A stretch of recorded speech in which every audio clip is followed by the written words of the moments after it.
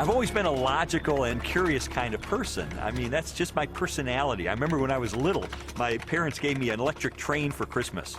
And then a couple hours later, my dad finds me in the garage, and I'm throwing the locomotive against the cement floor, trying to break it open. He said, "What are you doing?" And I said, "Well, I'm just trying to figure out how it works." I mean, my parents, because of all the why questions I would ask, finally went out and said, "Here," and they bought me an encyclopedia and said, "Look, the answers are in there. Go look for them. Go find them yourself." I mean, that's just the way I was. And so I guess it's natural that I would become a journalist, because journalists are looking for facts, they're looking for evidence, they're looking for data, they're looking for something that they can publish in the paper and have confidence it is true.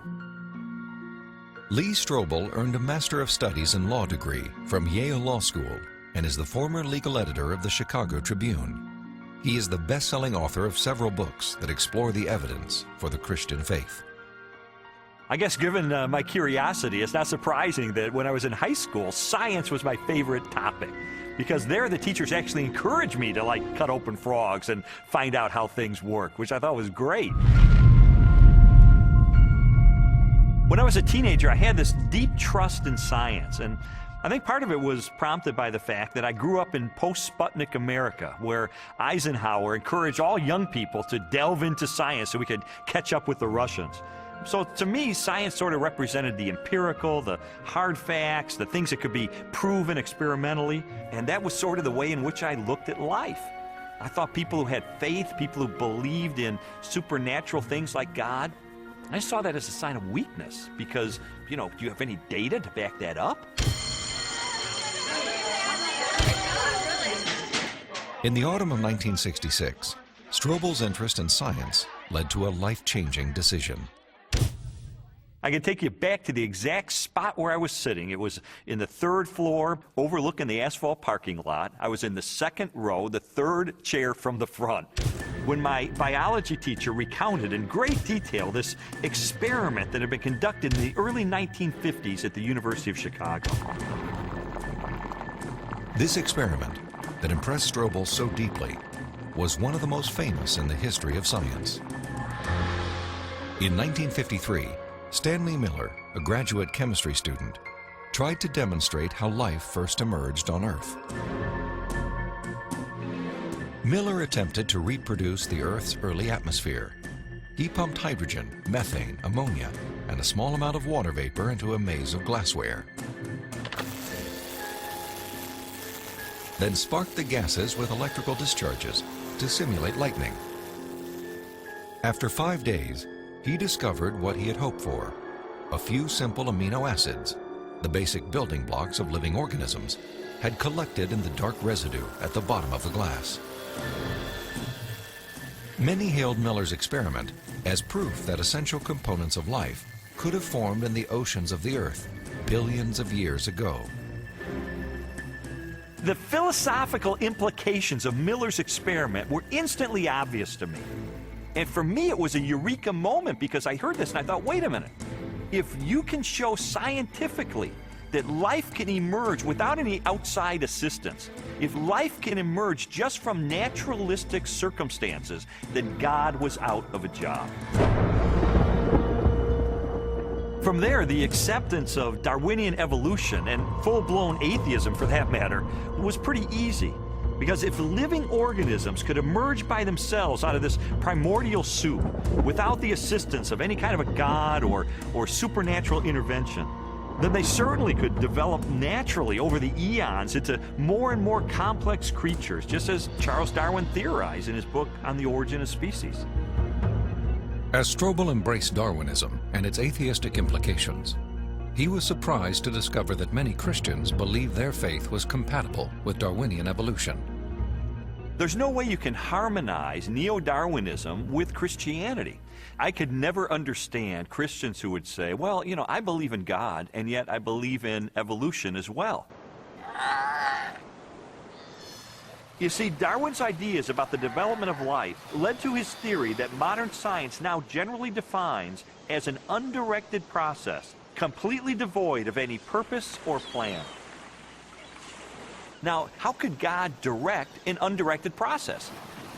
How could God have purpose and a plan behind a system that has no plan and no purpose. It just does not make sense. Didn't make sense to me in 1966, and it doesn't make sense to me now. In 1972, Lee Strobel married Leslie Herdler. 5 years later, Leslie, an agnostic, became a Christian. And I thought, this is divorce. This is going to be the end of our marriage. But all the negative things I expected to happen in her as a result of her newfound faith, they didn't happen. And instead, I saw positive changes in her values and her character and the way she related to me and the children. And I thought, wait a minute, she is attributing this to God. And I don't believe God exists. And so that was the main thing that prompted me to say, maybe I need to really investigate this and get to the bottom of this and determine, is there really any rational way I could ever believe that this kind of a God really exists and really causes this kind of transformation in a human being? And so I decided to use my legal training and journalism training, my scientific curiosity, to systematically investigate, is there any credibility to the Christian faith? Because science had played such an instrumental role in his turn to atheism, Strobel embarked on an investigation of major discoveries in biology, chemistry, cosmology, and physics. His studies spanned more than 20 years and included interviews with scientists and scholars as he sought to determine for himself what these discoveries implied about the reality of a creator. Throughout his inquiry, one question remained constant. Does the evidence uncovered by contemporary science point us toward or away from the existence of God? Two-time Nobel Prize winner Linus Pauling once said that science should be the search for truth. And that's what I wanted to do. I didn't know where the evidence was ultimately going to take me, but I really did want to know the truth about God. And what I found shocked me, and it stunned me.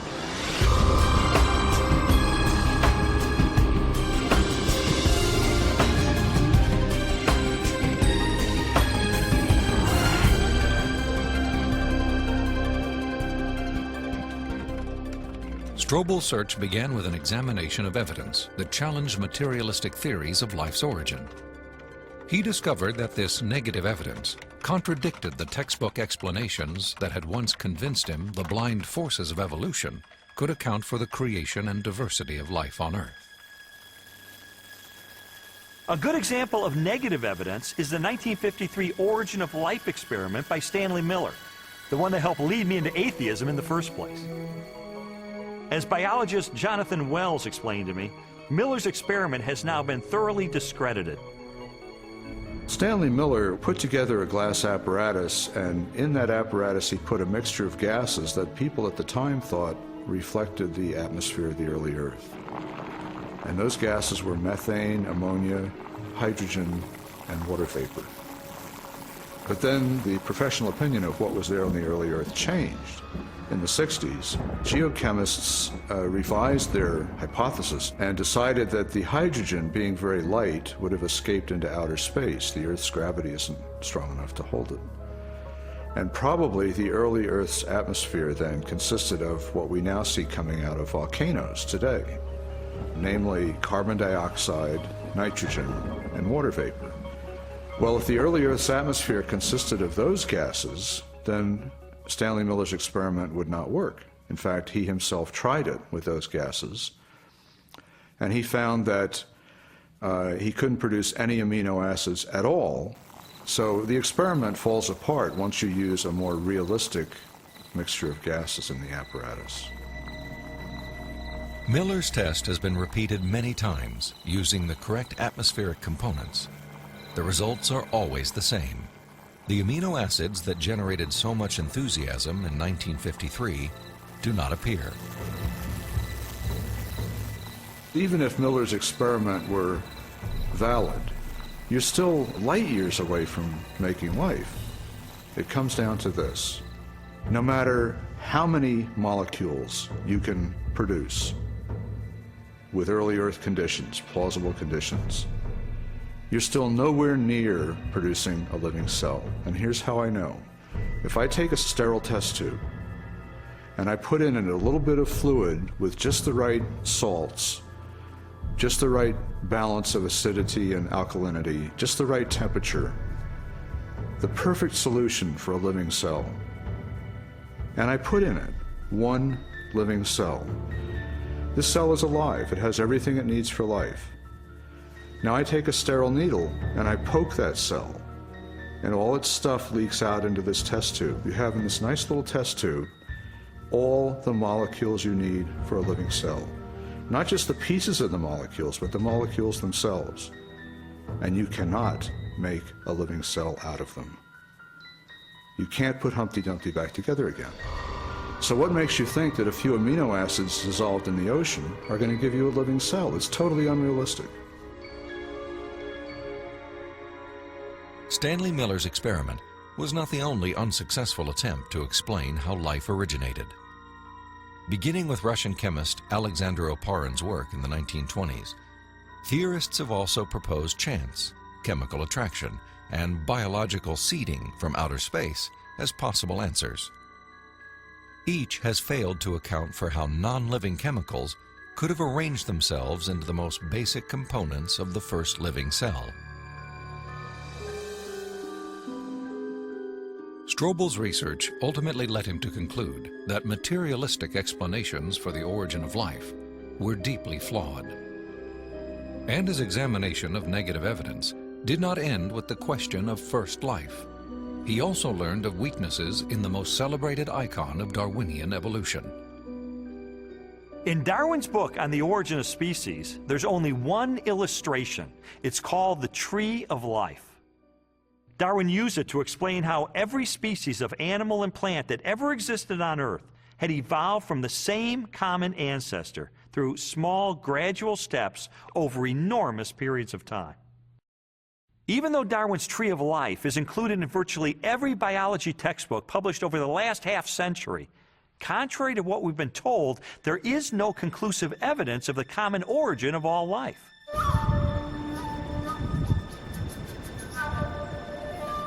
Perhaps the most damaging blow to Darwin's theory is the fossil record.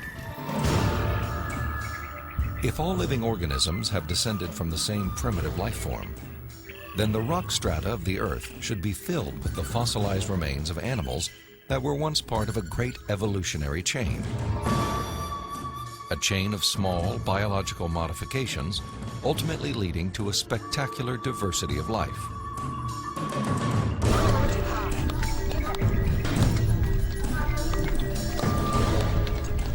Yet, after 2 centuries of research, highlighted by excavations in southern China, the multitude of transitional experiments, or missing links, that should exist, are conspicuous only by their absence.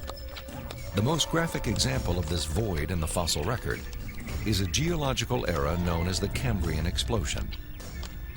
The branching tree pattern of Darwin's theory is actually not seen anywhere in the fossil record unless we impose it with our own minds. So the Cambrian explosion is the most dramatic refutation of the Tree of Life. The Cambrian explosion of life was a dramatic episode in geological history. Usually dated at about 530 million years ago, the exquisitely preserved Cambrian fossils reveal that the body plans for virtually every major animal phyla appeared, not gradually and slowly as Darwin had speculated, but instead with astonishing suddenness. If we imagine the whole history of life on Earth taking place in one 24-hour period, the current standard estimates for the origin of life put it at about 3.8 billion years ago, let's say 4 billion. So if we start the clock then, our 24-hour clock, 6 hours, nothing but these simple single-celled organisms appear, the same sort that we saw in the beginning. 12 hours, same thing. 18 hours, same thing. 3/4 of the day has passed, and all we have are these simple single-celled organisms. Then at about the 21st hour, in the space of about 2 minutes, boom, most of the major animal forms appear in the form that they currently have in the present. And many of them persist to the present, and we have them with us today. Less than 2 minutes out of a 24-hour period. That's how sudden the Cambrian explosion was. In a geological instant, the animal kingdom leaped from small, relatively simple organisms to extraordinary creatures with spinal cords, compound eyes, and articulated limbs. The record of this explosion of life looks nothing like Darwin's slowly branching tree.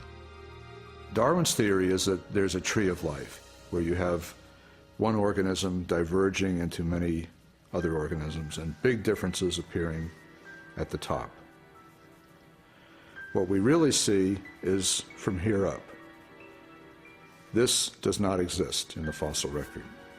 If I were using a botanical illustration, it would be a lawn with separate blades of grass sprouting independently of each other.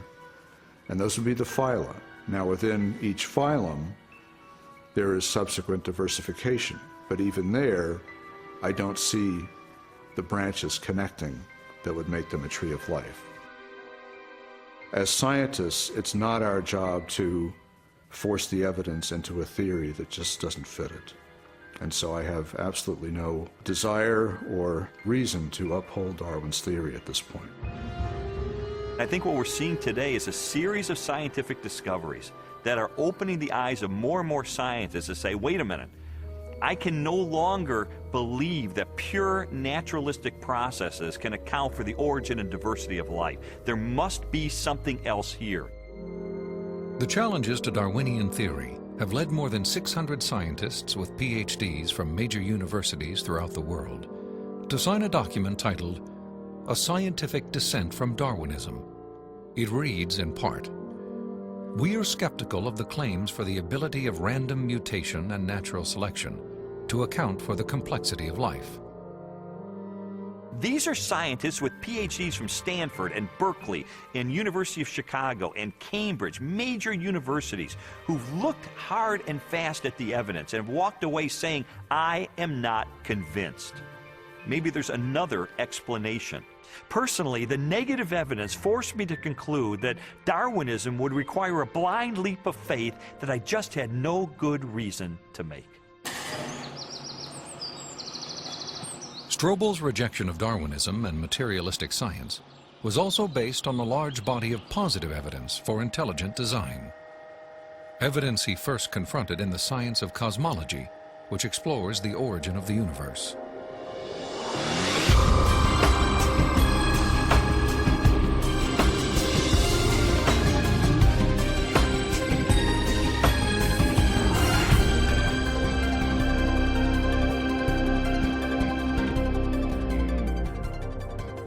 How did the universe begin? What is its source? Few questions have generated as much controversy through the centuries or inspired as many impassioned opinions. I interviewed William Lane Craig, a philosopher who has devoted much of his career to the study of cosmology and the question of origins.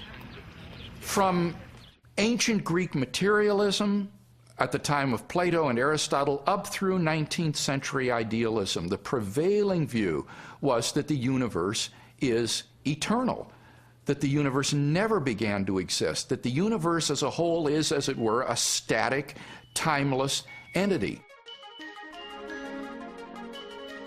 This belief in an eternal, unchanging universe, for centuries a pillar of Western cosmology, was unexpectedly challenged in 1915 by Albert Einstein's general theory of relativity. Einstein's equations implied a startling possibility. The cosmos was not static, but instead existed in a continual state of either contraction or expansion. Einstein did not like the idea that the universe was dynamic at all. In fact, like almost all scientists at the time in the early 20th century, he assumed the universe was static and eternal. What's interesting and ironic is that he thought he had made some kind of mistake in his equations for the general theory of relativity. But a few years after he developed the theory, a Belgian astronomer named Lemaitre developed a model based upon his equations, which again predicted that the universe was in a continual state of expansion. In 1929, theoretical predictions were confirmed with empirical data. At the Mount Wilson Observatory overlooking Los Angeles, astronomer Edwin Hubble studied light from distant galaxies. Hubble determined that galaxies beyond our Milky Way were moving away from us at a speed proportional to their distance from the Earth. The more distant the galaxy, the faster it is receding. Hubble's landmark discovery led most astronomers and physicists, including Albert Einstein, to a similar conclusion. If the universe is continually expanding, then at earlier points in its history, it must have been smaller and denser.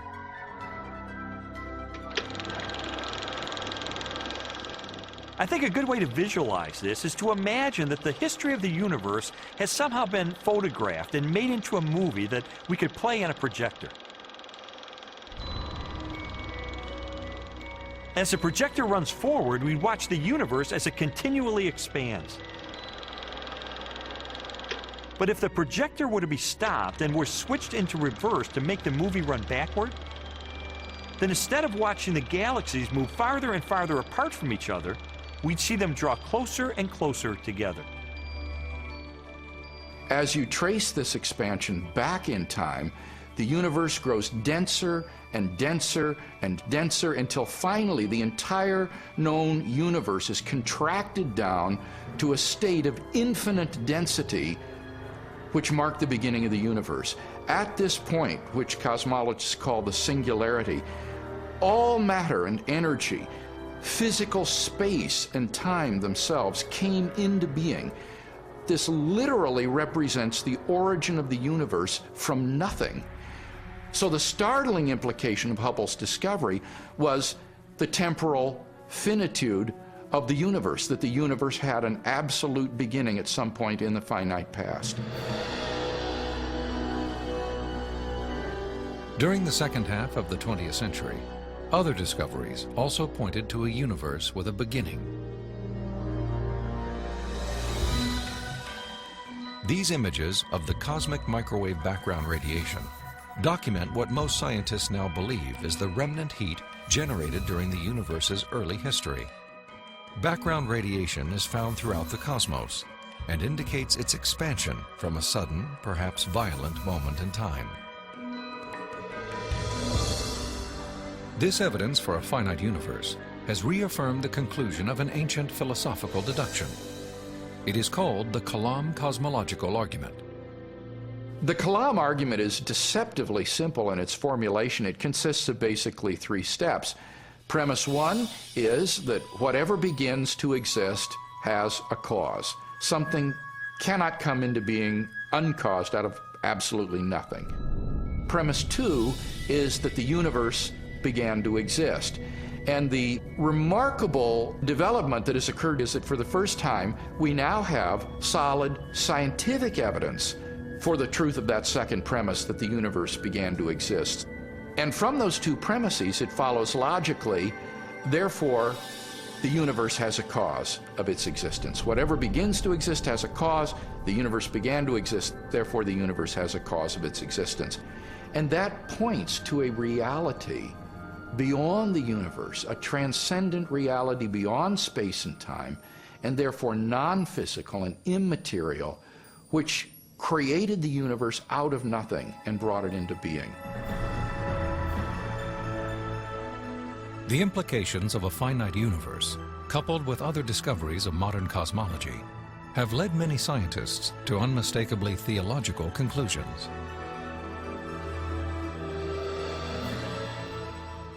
There is no ground for supposing that matter and energy existed before and was suddenly galvanized into action.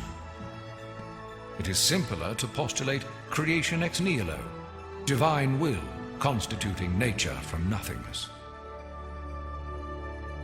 The chain of events leading to man commenced suddenly and sharply, at a definite moment in time, in a flash of energy and light. We can't understand the universe in any clear way without the supernatural. Supernatural creation of the universe in a flash of energy and light. You know, it sounds an awful lot like the first chapter of Genesis to me. Today, the vast majority of even the most skeptical astronomers and cosmologists believe that the universe had a beginning. This belief isn't based on some theological doctrine. It's based on scientific evidence. And I think if we follow the evidence wherever it points, It points clearly and powerfully and persuasively in the direction of a creator.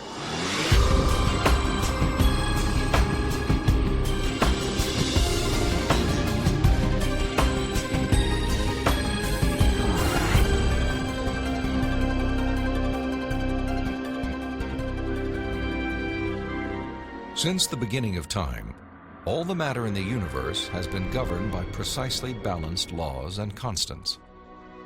During an interview with Robin Collins, a philosopher with degrees in mathematics and physics, Strobel learned how these laws offer compelling evidence for a creator and conspire to make the universe habitable for life. The laws of physics are balanced on a razor's edge for life to occur. For example, if you didn't have something like gravity that pulled matter together, you would never get planets, you wouldn't get stars, you wouldn't get any complex organisms. If you didn't have the strong nuclear force, there would be nothing to hold protons and neutrons together in the nucleus. And so you wouldn't have any atoms, so no chemistry. If you didn't have the electromagnetic force, you would have no bonding between chemicals. You would have no light, and the list goes on. So you need all these sorts of fundamental principles have to be in place in order for life to occur. Wipe out one of those principles, wipe out one of those laws, no life. Strobel learned that life also hinges on the precise strengths and relative values of many different physical constants. One example of this fine-tuning is the force of gravity. Imagine a ruler divided up into 1-inch increments and then stretched across the entire universe, a distance of some 14 billion light years. For the purposes of illustration, the ruler represents the possible range for gravity. In other words, the setting for the strength of gravity could have been anywhere along the ruler, but it just happens to be situated in exactly the right place so that life is possible. Now, if you were to change the force of gravity by moving the setting just 1 inch compared to the entire width of the universe, the effect on life would be catastrophic. No large-scale life forms could exist. Anything that was more than the size of a pea would be completely crushed. So you might be able to get life of a very, very primitive sort, such as bacteria, but you could never get conscious observers. The strength of gravity is just one of at least 30 separate parameters that must be finely tuned to produce a life-sustaining universe. Another example is the cosmological constant. The cosmological constant describes the expansion speed of space in the universe. If space expands too quickly, then the universe will spread out so quickly that material objects can't form. So you can't get stars and galaxies and planets and the types of things that we, of course, take for granted in our universe. Physicists have determined that the cosmological constant is fine-tuned to 1 part in 100 million billion billion billion billion billion. Such precision has been compared to traveling hundreds of miles into space, then throwing a dart at the Earth and hitting a bullseye measuring 1/trillionth of an inch in diameter, an area less than the width of a single atom. Just consider those two parameters, gravity and the cosmological constant. Their level of fine-tuning is to a precision of 1 part in 100 million trillion trillion trillion trillion trillion trillion. I mean, that's like 1 atom in the entire known universe. This fine-tuning is also evident at the atomic level. The strong nuclear force binds atoms together. If the strength of this force were to decrease by 1 part in 10,000 billion billion billion billion, the only element left in the universe would be hydrogen. Again, chemical life would not be possible. The fine-tuning of the laws and forces of physics is so precise that few theorists are comfortable invoking mere chance as an explanation, unless our universe is not the only roll of the dice. If the universe looks like it's fine-tuned for complex life, maybe there's a fine-tuner. Maybe it was fine-tuned for life. And this has certain unsavory theological implications. And so it's not surprising that those committed to a fundamentally materialistic view of reality would try to find an escape hatch. And the most popular escape hatch for this theological implication of fine-tuning is this idea of multiple universes. As its name suggests, the theory of multiple universes proposes that our universe is not alone. Instead, it is part of a vast ensemble of universes, each with a different set of laws and constants. If there's only one universe, then the conclusion that the universe looks fine-tuned because it is fine-tuned is inescapable. But if our universe is just one of a vast set, then you seem to have more resources to play with. Chance gets a new lease on life. I sometimes try to imagine what physicists have in mind that postulate this idea of multiple universes. I mean, what would the generator look like that creates them? Maybe it's like a giant monolith that has dozens of different dials, each of which has to be set to the right physical constant. If we think of these parameters as dials, each of the dials is different. So if you produce enough universes with enough different dial settings, eventually, just by chance, you get one just right. So you might have to produce a trillion universes. But eventually, if you have a generator that's just spitting out just an enormous number of them, then it gets the right dial setting. And then, by just chance, you get conditions right for life. So it's a huge cosmic lottery. That's the idea. It's an interesting idea. I mean, there's really only one problem with it. There's no independent evidence that it's true. Besides, it really just pushes the question back a step, because we could still ask, who built the generator? The suggestion of multiple universes strikes me as a desperate attempt to explain away the obvious, which is that the universe is finely tuned by an intelligence to sustain complex life. An intelligence that must be beyond the constraints of time and space.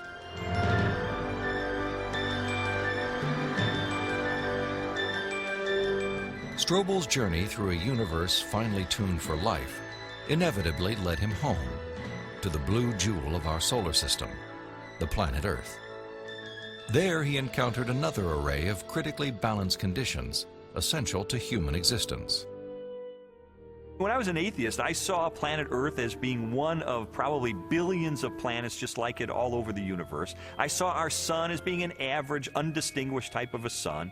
I figured as I looked up at the stars at night that there must be millions and millions of advanced civilizations out there. I just thought there was an ordinariness to our situation. This line of reasoning was totally consistent with my atheistic worldview.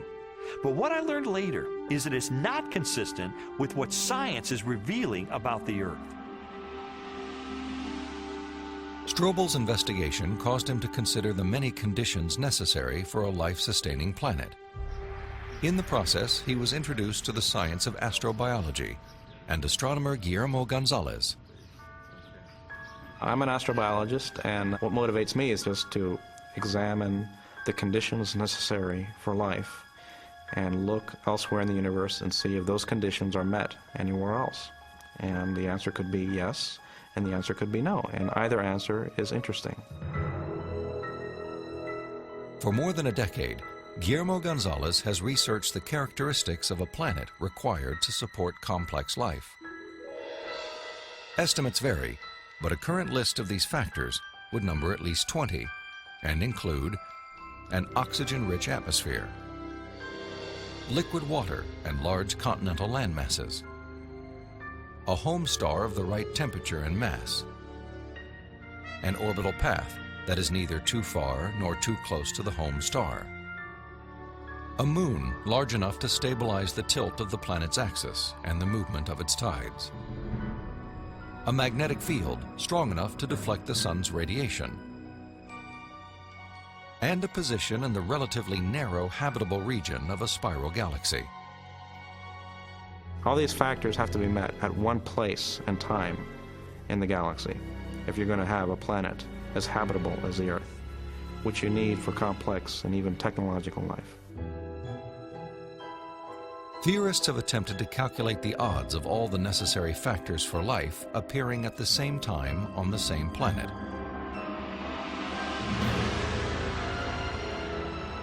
A conservative estimate is 1 chance in 10 to the negative 15th, or 1/1000th of 1 trillionth. On those terms, even when compared to the billions of suns and possible planets in our Milky Way galaxy, the probability of even a single habitable world appears unlikely. There are many probabilistic resources in the galaxy, but on the other side of the coin are all these factors that you need.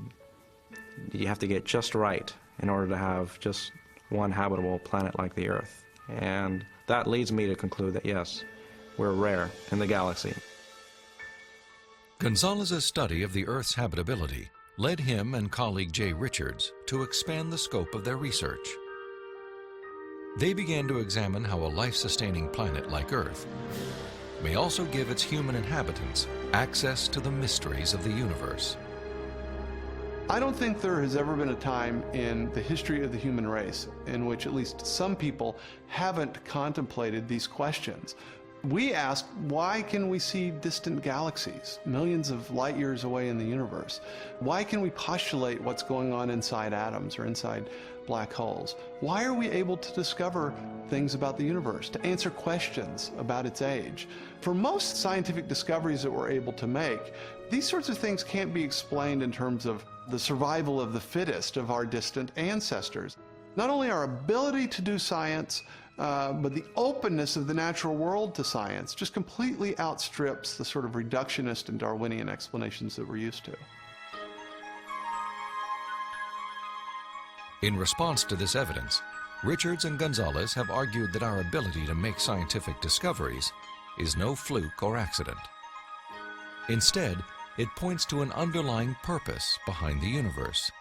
It is actually designed for discovery. Guillermo Gonzalez and I spent several years pursuing a hypothesis that those rare things that life needs in a planetary environment, those things that make a planet habitable, also set up the best set of conditions overall for scientific discovery. There are many examples of this correlation, including our planet's oxygen-rich atmosphere, both a critical requirement for our survival and a transparent window that allows us to explore the distant universe.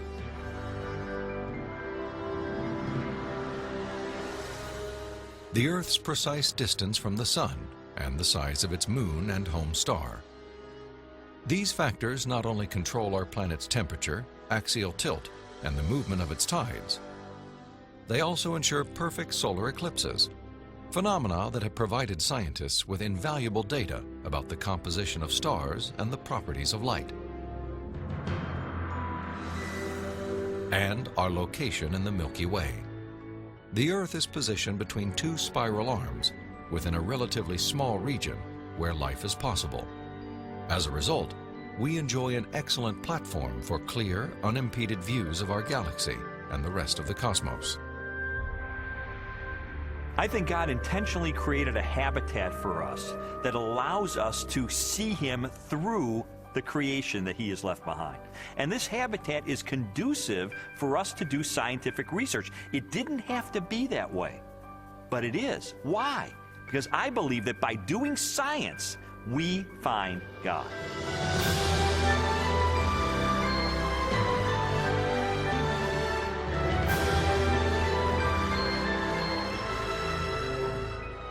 The final leg of Strobel's investigation transported him from the deepest reaches of the cosmos to the microscopic universe of the living cell and the science of biochemistry.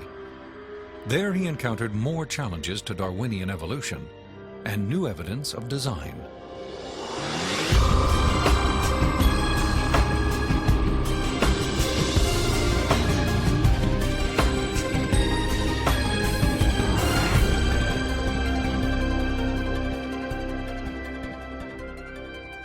Throughout the second half of the 20th century, spectacular technologies revolutionized scientific understanding of the cell, the basic unit of life. During an interview with biochemist Michael Behe, Strobel learned how this new knowledge has shaken the foundations of Darwin's theory. In the 19th century, when Darwin was alive, scientists thought that the basis of life, the cell, was some simple glob of protoplasm, like a little piece of jello or something that was not hard to explain at all. But with the hard work of science in the 20th century, we've seen that the cell is far from simple. It's got very complicated molecular machines and things that are very resistant to Darwinian explanation. Michael Behe has devoted his career to the study of the design and operation of the cell. He has also written extensively on the biochemical challenge to evolution. Most people have no idea of how small and complex cells are. A typical cell from you or me, called a eukaryotic cell, is probably 1/10 of the size of the head of a pin. And yet, in that single cell, there are about 3 billion units of DNA, making out the chromosomes. And those 3 billion units make the molecular machines of the cell, literally machines that make the cell work. With computer animation, we can enter the cell. Here, the staggering complexity of its molecular machinery is clearly seen. It's like going into an automobile factory. The factory has a large number of machines. The parts have to fit together in very specific ways to do their jobs, and if things go wrong, the cell is in big trouble. And just one cell is enormously complex, but humans, you and I, are made from trillions of cells, and those trillions of cells have to fit together in the right way and do their own job. Darwinism was a lot more plausible when we were thinking about globs of protoplasm than it is when we're thinking about molecular machines. Each of these biochemical machines is a masterpiece of engineering and nanotechnology. They are essential to functions as vital and diverse as vision, photosynthesis, and the production of energy in the cell. Michael Behe has studied several of these machines, including the flagellum, a remarkable rotary motor. I remember the first time I looked in a biochemistry textbook and I saw a drawing of something called a bacterial flagellum with all of its parts in all of its glory. It had a propeller and the hook region and the drive shaft and the motor. And I looked at that and I said, that's an outboard motor. That's designed, you know, that's no chance assemblage of parts. Behe's reaction was not surprising, especially when the bacterial flagellar motor is animated and magnified more than 50,000 times to display the details of its construction and operation. Howard Berg at Harvard has labeled it the most efficient machine in the universe. These machines, some of them are running at 100,000 RPMs and are hardwired into a signal transduction or sensory mechanism so that it's getting feedback from the environment. It's got some tail proteins which act as the propeller. When the flagellum rotates, these push against the water and therefore push the bacterium forward. And the motor uses a flow of acid from outside of the cell to the inside of the cell to power the turning. The bacterial flagellum has 2 gears, forward and reverse, water-cooled, proton motive force. It has a stator, it has a rotor, it has a U-joint, it has a drive shaft, it has a propeller. It's not convenient that we give them these names. That's truly their function. In all, about 40 different protein parts are required to build a flagellar motor. Half of them are constructor proteins, specialized mechanisms that assemble the flagellum's individual components. Since its discovery, biologists have tried to understand how a machine of such superb design could have arisen gradually, without foresight or plan, through the biological pathway Darwin envisioned. I think what Darwin was trying to show was that things that look designed aren't really designed, but that we can find naturalistic processes to account for the complexity of life. Darwin theorized that every part of every living organism evolved through natural selection, a blind process that acts upon random changes in the cell. Darwin believed that, given enough time, These random variations would transform the simplest cells into the great diversity of life that inhabits our planet. In his study of evolution and molecular machines, Michael Behe has raised a significant challenge to the creative power of Darwin's mechanism of natural selection. It is called irreducible complexity. Irreducible complexity was coined by Mike Behe in describing these molecular machines. Basically what it says is that you have multi-component parts to any given organelle or system in a cell, all of which are necessary for function. That is, if you remove one part, you lose function of that system. Irreducible complexity can be illustrated by a familiar, non-biological machine, a mousetrap. The trap is composed of 5 basic pieces: a catch to hold the bait, a strong spring, a thin bent rod called the hammer, a holding bar to secure the hammer in place, and a platform upon which the entire system is mounted. If any one of these parts is missing or defective, the mechanism will not work. All components of this irreducibly complex system must be present simultaneously for the machine to perform its function. Catching mice.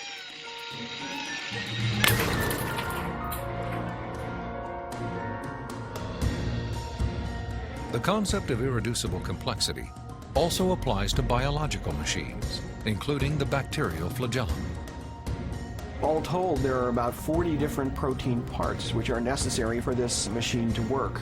And if any of those parts are missing, then either you get a flagellum that doesn't work because it's missing the hook or it's missing the drive shaft or whatever, or it doesn't even get built within the cell. You can't put something like that together gradually because they need a large number of parts interacting with each other at the same time before they work at all. Without the tools to observe the machinery of the cell, and long before the idea of irreducible complexity, Charles Darwin offered a way to test his own theory. In Origin of Species, he wrote, "If it could be demonstrated that any complex organ existed, which could not possibly have been formed by numerous, successive, slight modifications, my theory would absolutely break down." Darwin acknowledged that if someone identified a biological system that could not have been constructed in incremental steps over long periods of time, then his theory would be invalid. And what Michael Behe and others have discovered is the existence of biological machinery that cannot be explained away by Darwinian processes. Darwin's failed predictions have in fact falsified his own theory.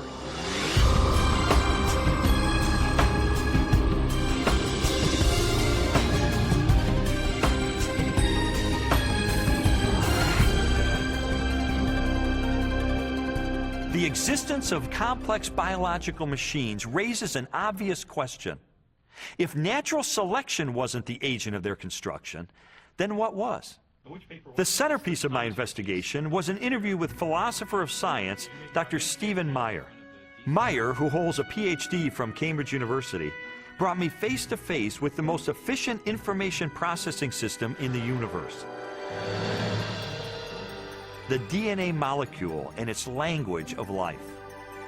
The discovery of the information-bearing properties of DNA and RNA is a fundamental challenge to all materialistic theories of the origin of life. Neo-Darwinism and its associated theories of chemical evolution and the like will not be able to survive the biology of the information age, the biology of the 21st century. Meyer's conclusions are based upon his understanding of the DNA molecule and the genetic instructions that are locked within the nucleus of living cells. In 1953, when Watson and Crick elucidated the structure of the DNA molecule, they discovered that DNA was a carrier of genetic information in the form of a 4-character digital code. That is to say that DNA functions like a software program, only more complex than anyone has ever created or devised. For a biological system to run and operate, it needs genetic information to build the proteins and protein machines that cause the cells to maintain their function. This information is stored in a precise arrangement of 4 chemicals that scientists represent with the letters A, C, T, and G. Sequences of these chemicals provide the instructions necessary to assemble complex protein molecules that in turn help form structures as diverse as eyes, legs, wings, and hearts. This code has been called the language of life, and it is the most densely packed and elaborately detailed assembly of information in the known universe. Geneticist Michael Denton has estimated that the amount of biological information necessary to build all of the proteins in all of the species of organisms that have ever existed on planet Earth could be held in a single teaspoon. And we'd still have room left over for all of the information contained in every book ever written. The more I learned about DNA, the more I understood the significance of what Stephen Meyer called the most fundamental question facing biology today. Where did the information in DNA come from? How did it arise in the first place? Well, lots of people have wanted to explain the origin of information by reference to the laws of physics and chemistry or by reference to the chemical properties of the constituent parts of the DNA. But that would be like saying that you could explain the information in this morning's New York Times headline by reference to the physics and chemistry of ink bonding to paper. There is a chemical explanation as to why the ink sticks to the paper, but that does not explain the way the ink got arranged to convey a message that could be understood by speakers of the English language. Information requires a material medium, but it transcends the material medium.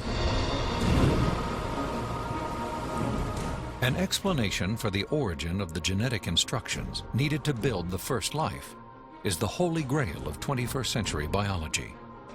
Theories proposing that this information arose through natural selection acting upon non-living molecules, or the self-organizing power of chemicals in a primordial soup, have repeatedly failed. Even time and blind chance, the oft-invoked saviors of implausible biological scenarios, have fallen far short as accounts for the source of the instructions in DNA.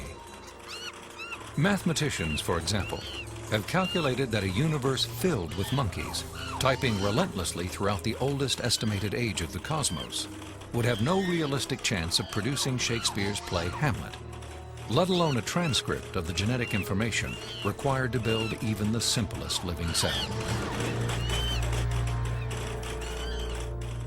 Based on our uniform and repeated experience, which is the basis of all scientific reasoning about the past, there is only one known cause for the origin of information, and that cause is intelligence. Whether we're looking at a hieroglyphic inscription, a section of text in a book, or a computer software, if you have information and you trace it back to its source, invariably you come to an intelligence.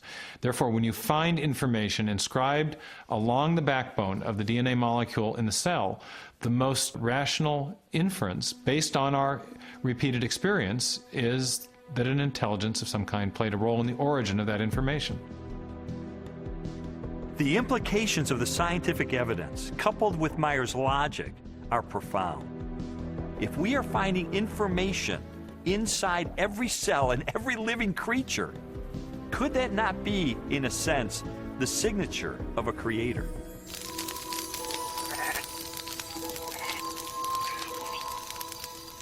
"30 centuries before science unlocked the mysteries of genetic information, or a telescope probed billions of light years into space, the Hebrew shepherd and poet David wrote eloquently of a creator who revealed his existence and power through all that he had made. The heavens declare the glory of God. The skies proclaim the work of his hands. Day after day they pour forth speech. Night after night they proclaim knowledge. Their voice goes out into all the earth, their words to the end of the world." God himself is invisible. He is a spirit. And yet, one of the purposes he has for us is to find him so we can know him. And he's left behind a series of clues. And sometimes we just have to kind of take our blinders off and get beyond our presuppositions and say, wait a minute, I am going to pursue the evidence of science wherever it points. And if it takes me to a very uncomfortable conclusion that there is a creator, then if the evidence points in that direction, that's the way I'm going to go. According to a lot of the mainstream media, the theory of intelligent design is a faith-based idea. And in saying that, they want to dismiss it as something that has no basis in science. But the media has confused a fundamental issue. They're confusing the evidence for the theory with the implications of the theory.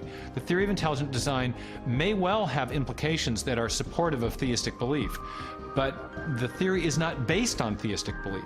It's based on the discovery of digital code in cells, miniature machines in cells, the fine-tuning of the laws of physics and chemistry, and standard ways of scientific reasoning about the remote past in the history of life. 40 years ago, a lecturer in a high school biology class convinced an inquisitive 14-year-old freshman that there was no God. Ironically, years later, it was an open-minded investigation of scientific evidence that led Lee Strobel to belief in a creator. One of the most interesting things I've learned as I've gone on this journey of scientific discovery has been that you don't have to commit intellectual suicide to come to the conclusion that there is an intelligent designer. Because today, science is pointing more directly and more powerfully toward a creator than any other time in the history of the world. I was trained in journalism and law to respond to truth. I had to take a step of faith in the same direction that evidence is flowing, which is logical and rational. We do that every day of our life. We make steps of faith based on the evidence that we perceive. And so it was the most logical and rational step I've ever taken to put my faith in the creator that science tells me exists.